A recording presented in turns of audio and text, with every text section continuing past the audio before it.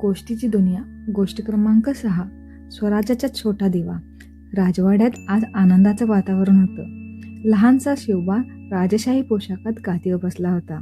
डोक्यावर पगडी, चेहऱ्यावर निरागस हसू खूप गोड दिसत होता. त्याच्या बाजूला जिजाऊ प्रेमाने त्याच्याकडे पाहत बसल्या होत्या.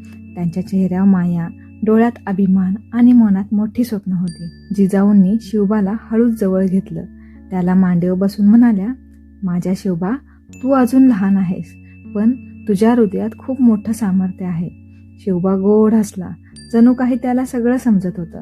त्याच्या हातात खेळणं होतं, पण डोळ्यात भविष्याचा तेजस्वी राजा दिसत होता. जिजाऊ पुढे म्हणाल्या, धैर्य, दया आणि सत्य हेच तुझे खरे दागिने असतील. शिवबा आनंदाने हालचाल करू लागला आणि जिजाऊंच्या चेहऱ्यावर समाधानाचं हसू उमटलं.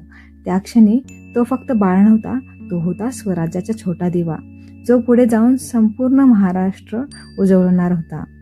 मुलांनो, यातून आपण बोध काय घेऊ?